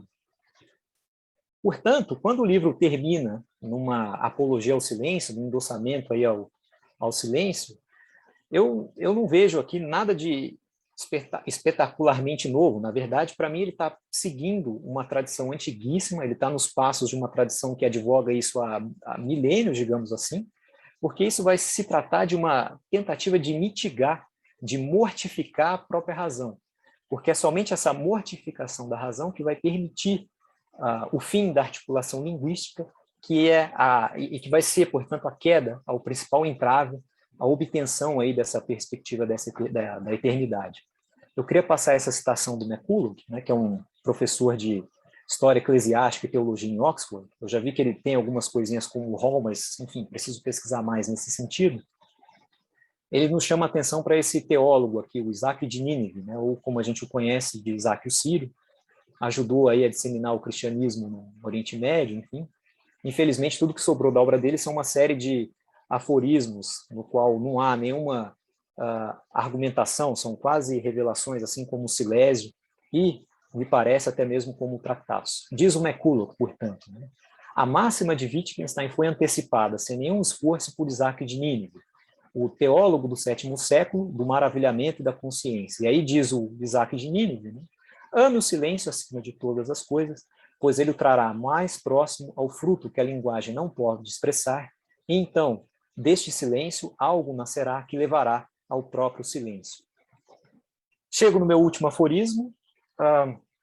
Eu acho que essa leitura tem bons resultados e ela tem alguns benefícios que eu gostaria de compartilhar com vocês. Então, a partir de agora, a gente entende que, sem os aforismos finais, o livro vai carecer de sentido, digamos assim. Aliás, todo o livro parece que converge para a realização desse final. É quase como se o Tractatus trabalhasse num desnível. Dentro de uma crosta lógica, digamos assim, haveria um magma místico pronto a eclodir, digamos assim. Acho que isso ajuda, inclusive, a entender o Paul Engelmann, quando ele vai sugerir que o que o Wittgenstein está tentando fazer não é uma cartografia da costa, mas mostrar aí a abrangência do oceano. Em segundo lugar, a gente pode e deve jogar a escada fora, não tem nenhum problema em jogar a pesquisa fora, em sobrepujar a linguagem, isso é um movimento absolutamente conhecido no interior dessa tradição. Eu não trabalho com isso aqui, né, nessa apresentação não falei disso, mas a minha dissertação de mestrado é sobre o problema do sujeito. Então vejam que o sujeito desaparece. A gente consegue finalmente entender por que ele se remete ao problema do solipsismo, por que essa figura é absolutamente ambígua, a gente não sabe se está no limite do mundo, no limite do que pode ser dito, se é um sujeito transcendental. Essa questão do sujeito também é comum nessa tônica mística. Não tem nenhum embargo com a pretensão dos lógicos, então a pesquisa em lógica matemática pode continuar, a operação N, enfim, não vejo como travar esse tipo de discussão. Eu acho que a gente também consegue explicar a confluência das tradições crítica, lógica e mística. E, por último, acho que isso é importante, a gente não precisa de elementos biográficos para defender essa leitura, a gente consegue fazer isso com base só nos elementos textuais, mas essa leitura encontra uma reverberação absolutamente explícita na vida do Wittgenstein, que era um sujeito excêntrico para o qual toda a questão era de cunho fundamentalmente ético. E tem também o caso que a gente poderia estender esse misticismo até as investigações filosóficas. Então, o que eu pretendo fazer, qual é a minha ideia futura? É tentar mostrar, né, no doutorado, enfim, que esse vai ser o elemento mais estável da busca do Wittgenstein. O Wittgenstein modifica a sua concepção de lógica, de linguagem, a todo instante, né, até ele culminar nas investigações filosóficas, mas esse elemento místico ele permanece bastante estável, a meu ver. Isso se repete, por exemplo, nas Lectures on Ethics, quando ele retoma a atividade filosófica. Aliás, ali me parece que ele está descrevendo ipsis literis uma experiência mística, né? Repousar em tranquilidade nas mãos de Deus, esse tipo de coisa. A meu ver, esse espírito permeia também as observações filosóficas, está na epígrafe dessas observações filosóficas, se bem que, como o professor Puter me fez ler, a gente não sabe se essa epígrafe é pertencente às observações filosóficas ou ao manuscrito 140, o Grossas Formati, mas enfim, em todo caso, esse espírito permaneceria nesse período intermediário. E, por último, notem que uma interpretação mística, né, das investigações filosóficas, ela já existe. Tem um artigo brilhante aí do professor Puter, né, de 2008, Wittgenstein e eu. A minha ideia é trabalhar em cima dessa interpretação e mostrar que esse misticismo poderia ser estendido até mesmo à noção de formas de vida, enfim, a outros tópicos que também aparecem na obra. Então, gente, eu encerro aqui a minha apresentação, agradeço a paciência, os ouvidos, eu estou à disposição aqui para críticas, sugestões de leitura, é uma honra estar aqui falando a vocês, eu só tenho a agradecer. Muito obrigado. Obrigado, Rodrigo, parabéns. Abrimos, então, para o debate. Eu continuo aqui com problema de inscrição. Pode me pôr na fila. Eu só não sei porque eu não estou conseguindo mexer no meu Zoom mais aqui. Tá estranho isso aqui. Eu não estou conseguindo parar o compartilhamento da minha tela. Ah, consegui. Agora foi. Alguém gostaria de intervir antes do João Virgílio?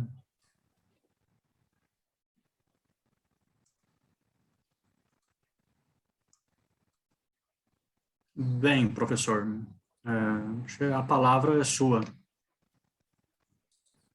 Obrigado. Bom, parabéns, Rodrigo. É muito bom ter você trabalhando comigo, né? É muito bom trabalhar com você. Você me orienta. Quem me dera. Com certeza. E eu quero dizer que qual é o problema que a sua exposição enfrenta. Quer dizer, você tem uma tradição mística que é imensa, né? E ela tem que, de alguma maneira, convergir para alguns aforismos do Tratatus. Ela tem que, pelo menos, fornecer um pano de fundo para ele.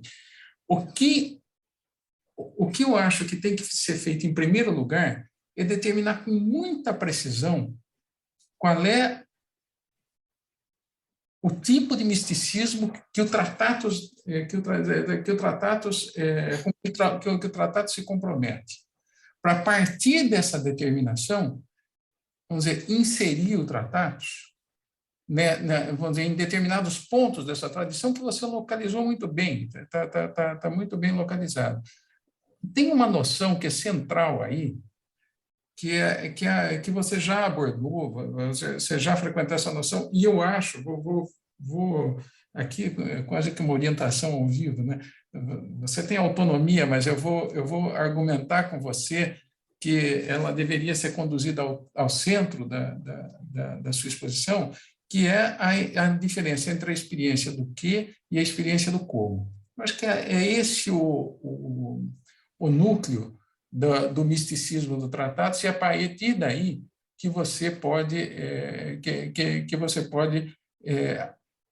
articular uma versão do misticismo específica do Tratatus, mas que encontra uma tradição imensa, tanto atrás de si quanto ao redor de si, na sua época.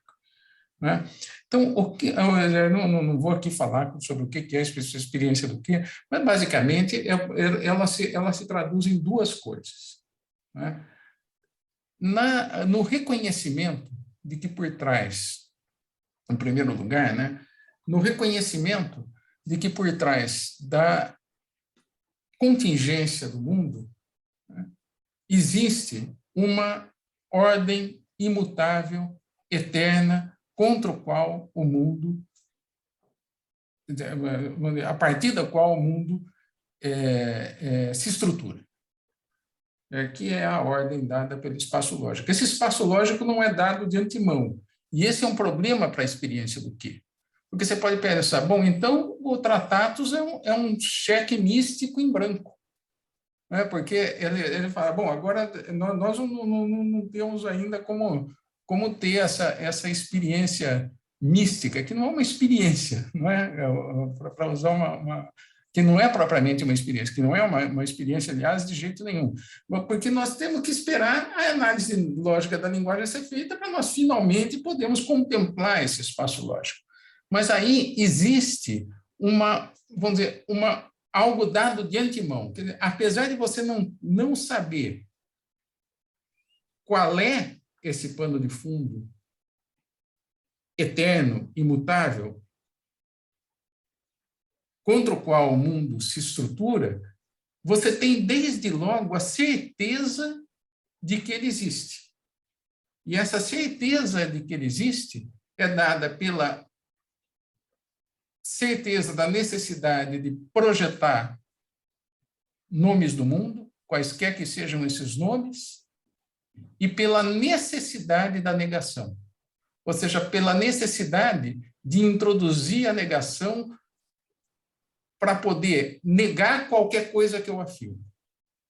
Está claro? E esses dois elementos redundam em algo que outras pessoas, outras tradições chamaram de desmundização, e que está muito bem retratado esse algo, não tanto nas palavras, não, também muito nas palavras que você leu, mas naquilo que está por trás das palavras que você leu, ou seja, nas imagens que você escolheu para a sua apresentação.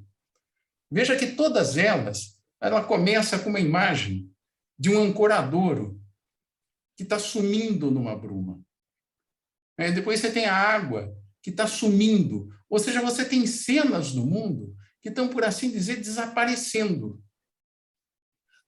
Está claro? Como se o mundo, como se aquilo que ocorre já não me interessasse, e o que me importasse, de fato, fosse a mera presença de algo, não importa o quê. Está claro? Por que isso nós podemos chamar de desmundização? Por que outros chamaram? E por que no ambiente de Wittgenstein isso isso encontrava um lugar muito determinado? Por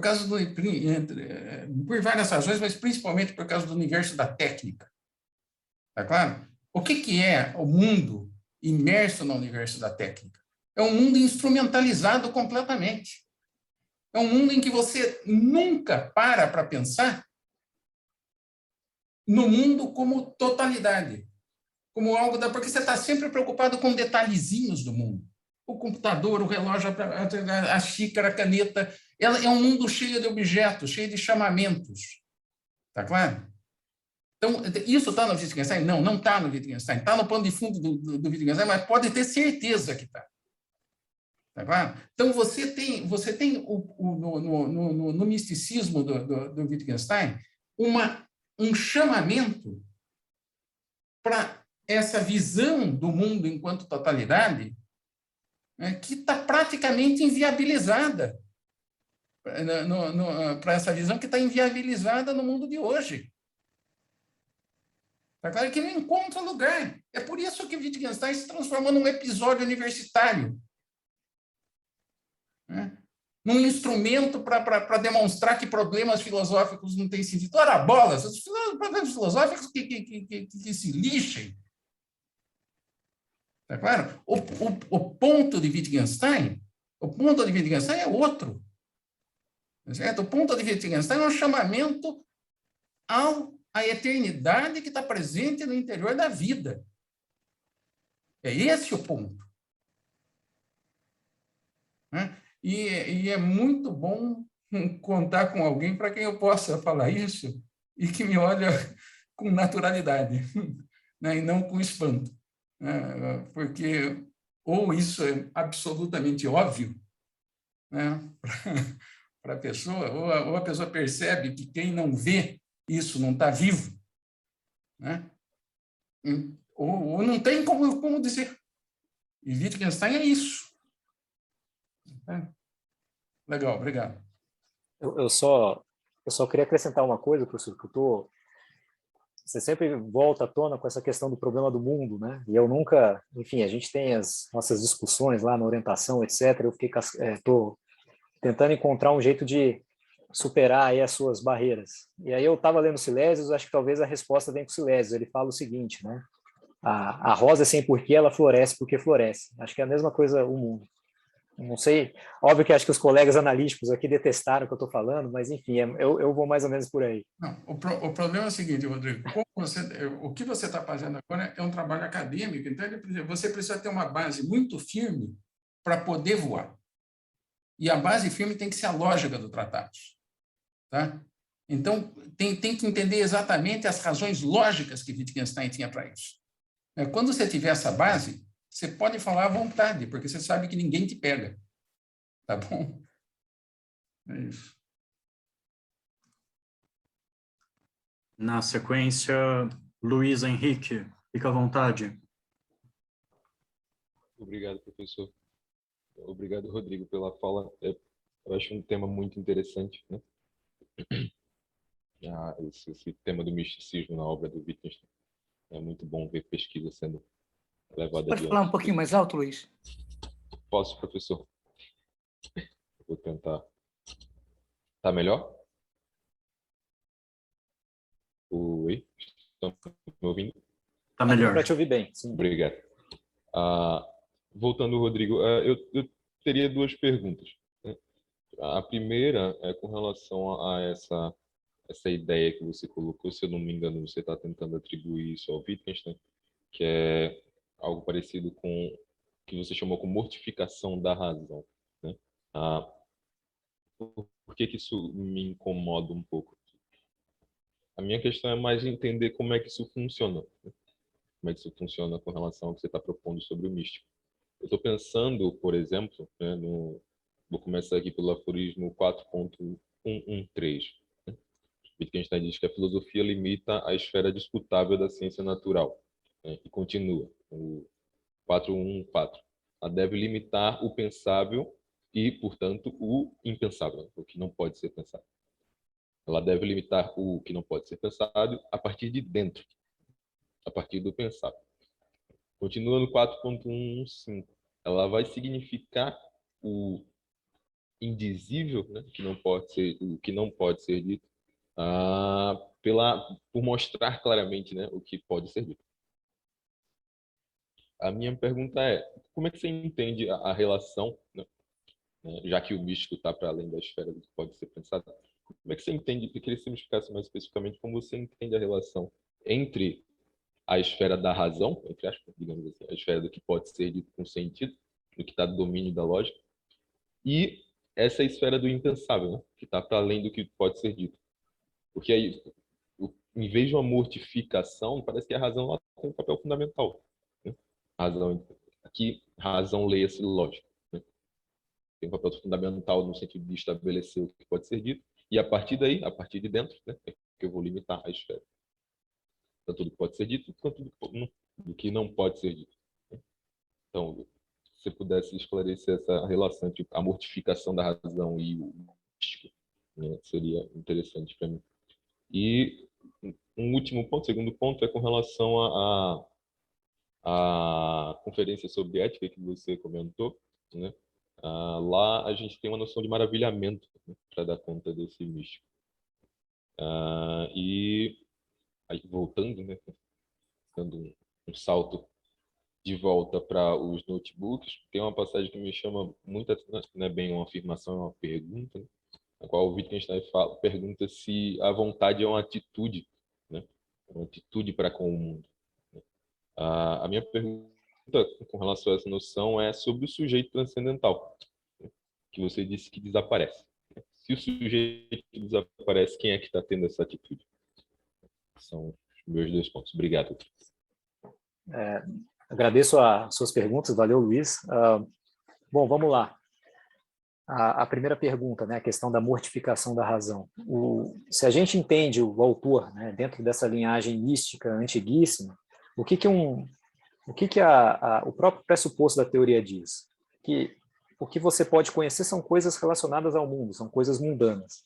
Mas o sentido da vida, esse tipo de coisa, vai sempre extrapolar qualquer busca, qualquer tentativa de articulação racional. Então, o que acontece nessa tradição mística? Você tem uma série de exercícios espirituais, enfim, para buscar uma espécie de ascese, para buscar um meio de quebrar essa inserção do indivíduo no mundo. O problema é que o mundo, né, ele está delimitado pelas próprias regras da lógica.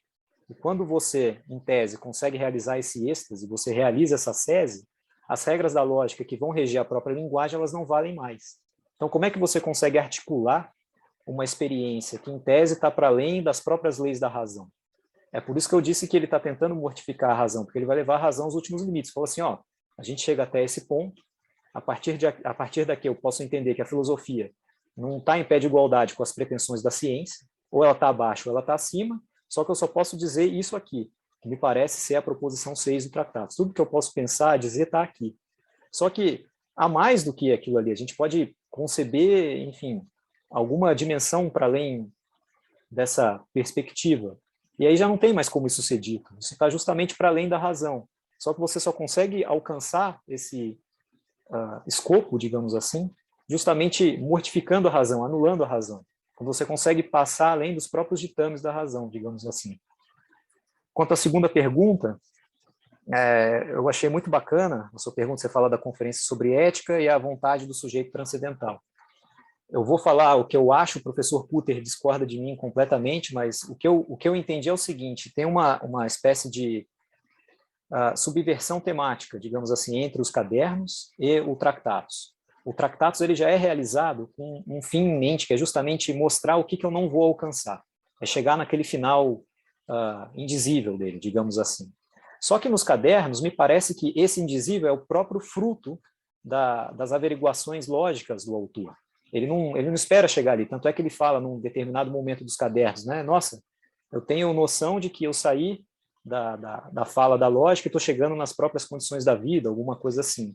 E ele oscila, ele não consegue responder essa questão da vontade com relação ao mundo. Em uma determinada passagem dos cadernos, ele vai dizer que é o sujeito transcendental que quer o mundo, né? Que, enfim, é a própria vontade dele que permeia o mundo como um todo. Mas se você vai para uma outra passagem, ele mesmo se questiona, ele fala assim, nossa, mas será que eu posso querer tudo? Eu posso querer o mundo como um todo? O mundo como um todo pode ser a ação da minha volição? Então, eu acho que ele mesmo está tentando entender o que os pressupostos dele vão exigir, né, nessa concepção de lógica que ele tem, pelo menos inicial, nos cadernos.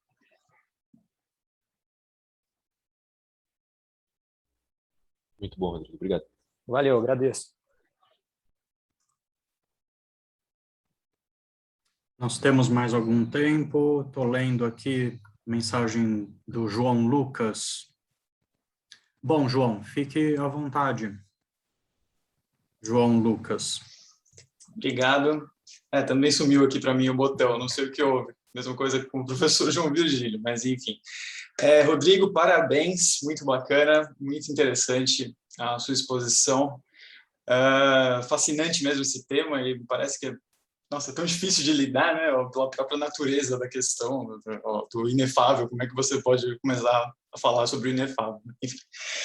Mas você faz um esforço admirável. Assim. Eu até fiquei pensando em conexões com o que eu tinha apresentado anteontem, por menos que pareça ter a ver os dois temas, assim, de alguma forma eu estava também buscando ver se não tem por trás do Tractatus ali algo, um tipo de conhecimento não linguístico, né, ou algo, é o que eu tentei, você até usou a palavra acquaintance no final, é engraçado, eu estava justamente nesse esforço de tentar ver se não haveria algum tipo de acquaintance que não fosse no sentido estrito do Russell, e de alguma forma a gente poderia pensar que, bom, o conhecimento do que está para além do mundo seria um conhecimento que não é sobre aquilo que o Wittgenstein está falando mais claramente no Tractatus.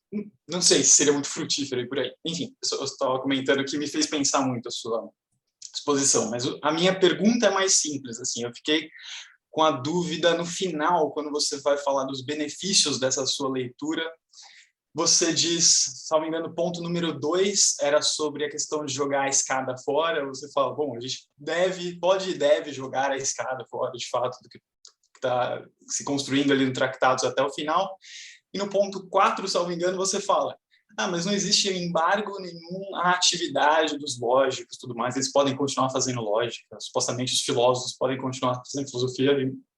Me parece que eu não entendo como, que espaço resta para a lógica, para os lógicos. Eu entendo que o Wittgenstein fala da aplicação da lógica, que seria uma atividade, bom, é isso que se resta a ser feito, né? A gente vai analisar as proposições, ver quais são as proposições elementares a partir da análise que ele está propondo no livro. Mas, em termos de teoria, lógica, o que haveria para ser feito ali se você comprar aquele final do Tractatus de que, bom, qualquer discurso dessa natureza é um contrassenso e é isso, acabou a filosofia aqui. Então eu fiquei curioso para entender como você entende isso, assim, como a gente joga a escada fora e mantém o emprego dos lógicos.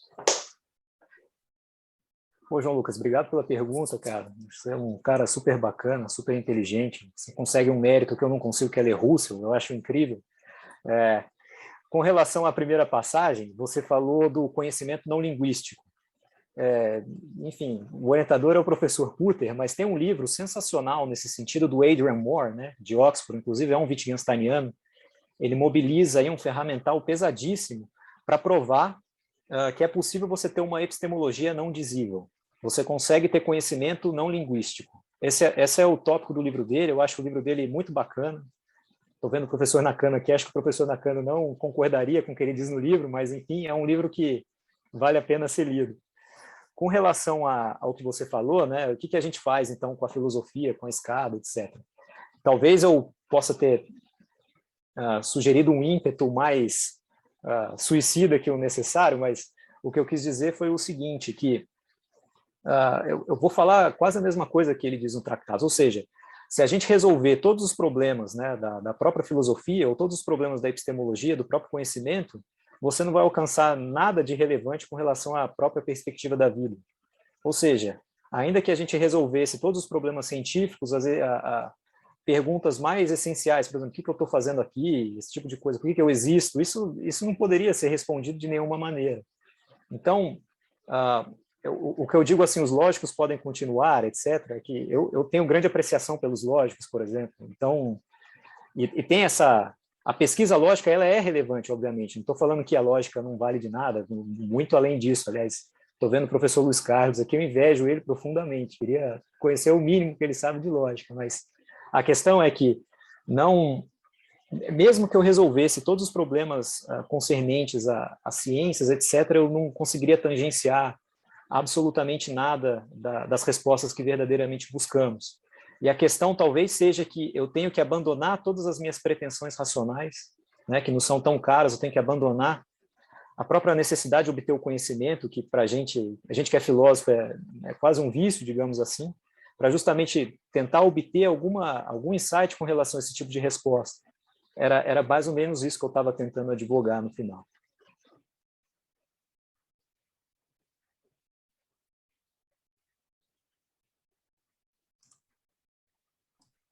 Mais alguma questão? O Anderson me falou no início que a gente poderia prolongar alguns minutos a mais. Rodrigo, fica à vontade.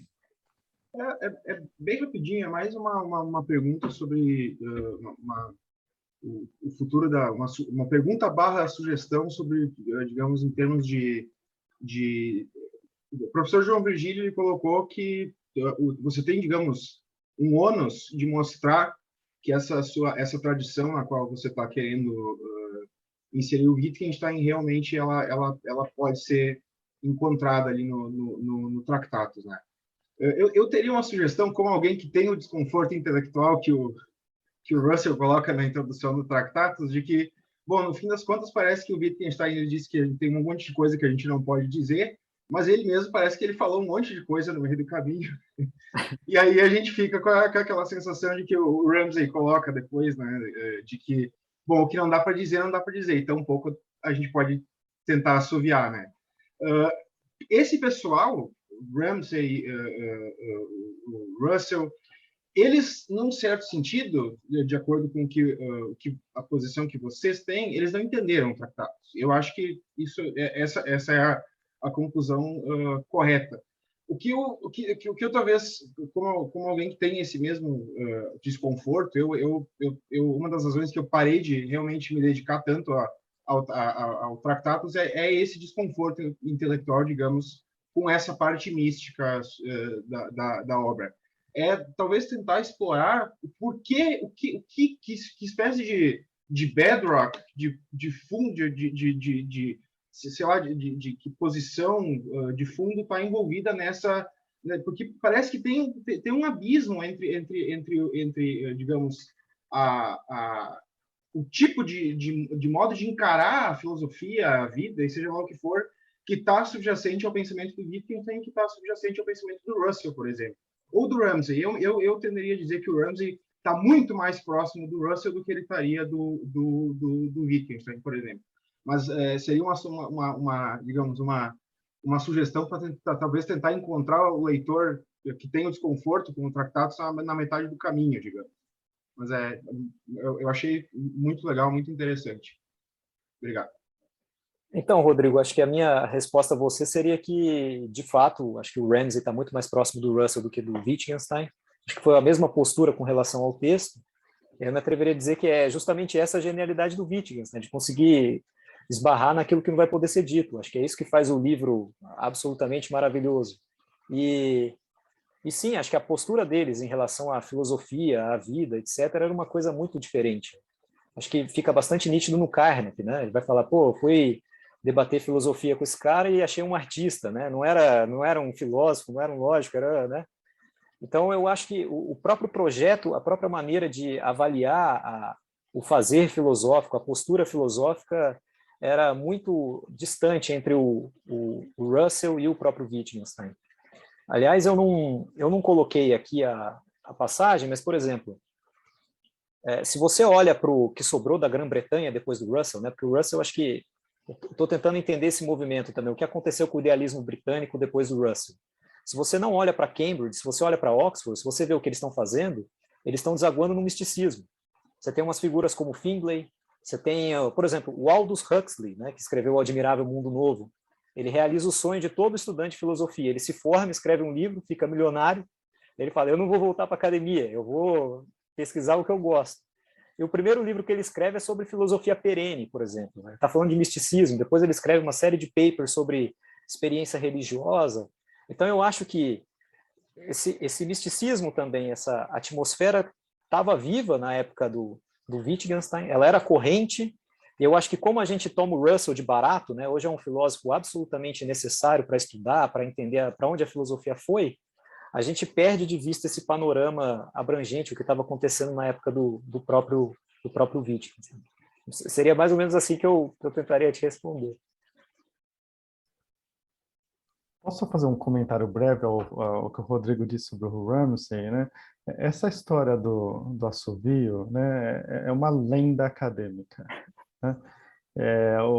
Quando ele diz que aquilo que a gente pode dizer, a gente pode também assoviar, não se refere à distinção entre dizer e mostrar do Tractatus, mas é uma questão lógica ele está dizendo quando eu não posso enumerar uma série de proposições, eu não posso também pegar um bonde com uma série formal e alcançar o infinito com essa série formal, que nem o Tratado pensava que a gente poderia, né?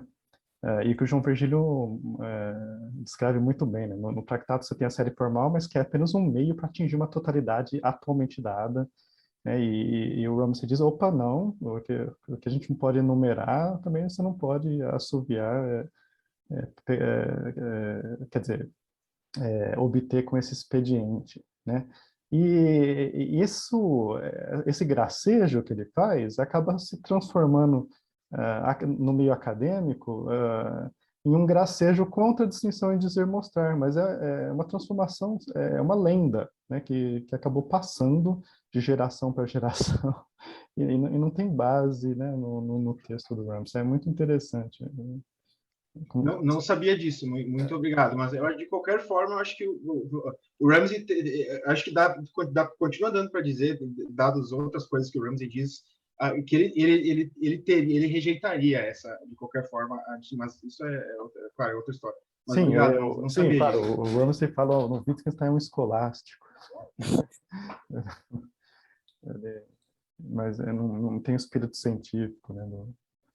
Anderson, posso fazer uma sugestão? Deve haver uma segunda edição desse congresso? Vamos fazer uma jam session na próxima vez sobre o que não pode ser dito. Ótimo. Quem vai começar? Eu começo.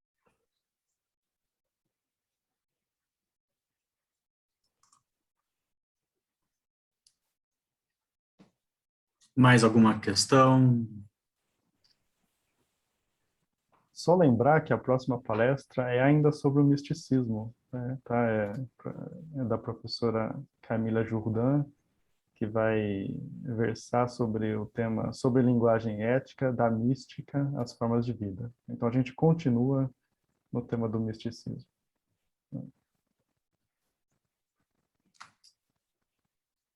Bom, então acho que a gente pode encerrar. Parabéns, saúdo, né? O Rodrigo, o Lucas.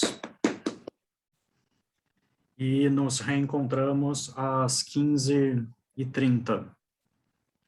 Até já, então, gente. Tchau, tchau.